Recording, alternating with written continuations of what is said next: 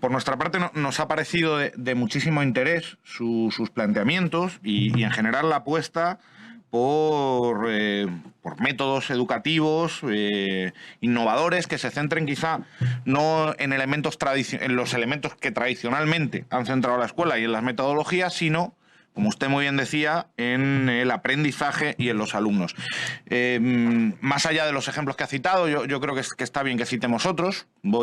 Uno al que me une emocionalmente bastante, que es el Colegio Trabenco, Trabajadores en Común, se llama así, en Leganés, que es un centro público que lleva funcionando desde los años 90 mediante proyectos en una dinámica colaborativa y democrática y con planteamientos asamblearios. Y demuestra, pese a determinados escepticismos, que la educación que no está centrada en los exámenes, que no está centrada...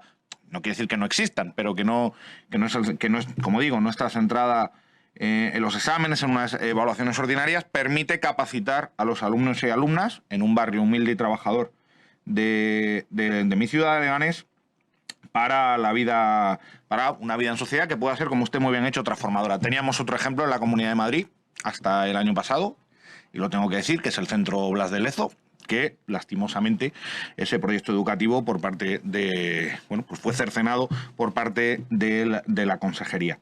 Entonces, en un primer planteamiento en este sentido, yo creo que una reflexión que nos debería llevar las palabras del compareciente a quienes estamos trabajando en la Asamblea es la reflexión de que, primero, los alumnos de la educación pública tienen exactamente el mismo derecho.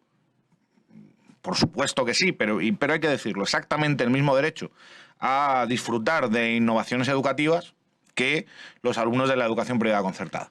Por lo tanto, necesitamos una educación pública en la que convivan distintos modelos que no estén intervenidos, como está ocurriendo en el presente en la Comunidad de Madrid, convivan distintos modelos pedagógicos y que los proyectos de los centros sean defendidos y se blinden.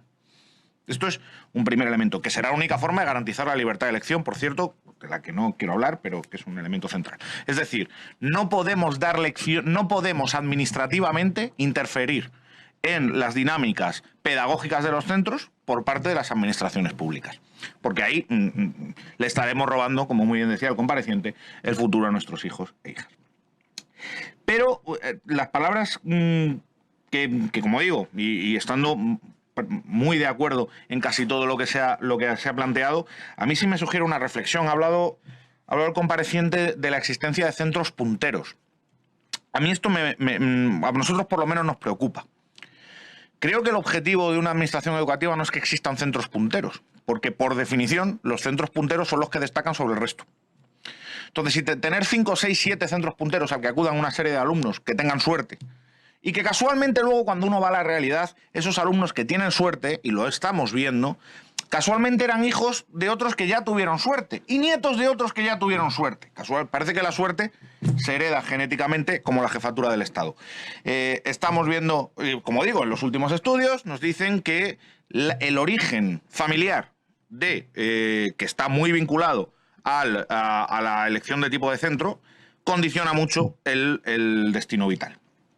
Y esto estamos, como digo, y esto no nos hartamos de repetirlo, en la región de Europa con mayor segregación educativa por detrás de Hungría. Yo diría que la primera, porque Hungría no es una región, es un país. Esto es una reflexión que hago para esta discusión que tenemos siempre.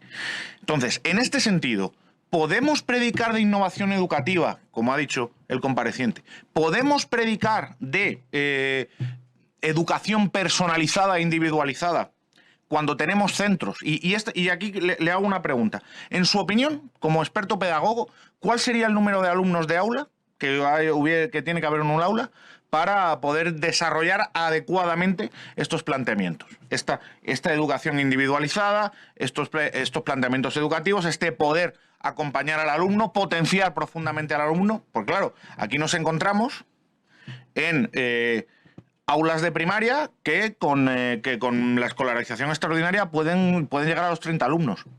Aulas de bachillerato que pueden estar cercanas a 40. La Comunidad de Madrid, la pública. La privada concertada no puede haber centros de 18, pero aquí somos todos iguales y hay libertad de elección. Entonces, en ese sentido, ¿usted considera que aulas saturadas con 40 alumnos, no le hablo ya de en qué condiciones están, ni nada, simplemente el número, son susceptibles de desarrollar un proyecto de innovación pedagógica, sí o no? Porque claro, lo que no podemos hacer es hacer un discurso que predique las bondades de la innovación pedagógica, no dar ningún recurso, tener a profesores no formados que además son interinos y no tienen plaza y van cambiando de año a año y no pueden plantear el proyecto educativo. Cuando consiguen plantear un proyecto educativo llegamos y nos cargamos al director y entonces metemos a otro. No, si hacemos todo eso en lo concreto, en la realidad material, no podemos predicar de innovación educativa. Entonces, preguntas concretas. ¿Qué le parece a usted que se plantee la posibilidad de que en los centros educativos, primero, se potencie la participación de la comunidad, como usted lo ha dicho, en este caso de los, en concreto de los padres y madres de las familias, mediante potenciando órganos como los consejos escolares? ¿Qué le parece a usted si esto colaboraría, si sería bueno introducir esto aquí? Segundo, como ya le digo, ¿qué número de alumnos considera usted que debería haber para esto en una plaza? Y tercero, en un centro educativo para desarrollar adecuadamente esto que usted propone. Y en tercer lugar, ¿qué le parece a usted que se blinden los proyectos educativos de los centros frente a las intromisiones de la administración pública? Elementos todos estos que están, por cierto, en el proyecto de reforma de la Ley Orgánica de Educación que está sobre la mesa y que bueno, que van en este sentido. Entonces, ¿cuál es su opinión sobre estos elementos? Le agradezco de nuevo sus palabras, ha sido muy reconfortante, muy interesante su intervención y espero que no caiga en saco roto para esta comisión y para esta asamblea. Pero de nuevo, y con esto concluyo, si defendemos estos principios y les tenemos cariño, en política el cariño se demuestra de una manera y solo de una manera, con presupuestos. Así que a mis compañeros del conjunto de esta asamblea, de esta comisión, lo que les planteo es, si estamos de acuerdo en esto, hagámoslo y paguémoslo. Lo que haremos un flaco favor es si decimos que estamos de acuerdo en la innovación educativa y luego recortamos en dinero para la pública. Salvo que quien queramos que innoven sean los casualmente hijos, nietos, bisnietos y tataranietos de otros que casualmente innovaban. Muchísimas gracias.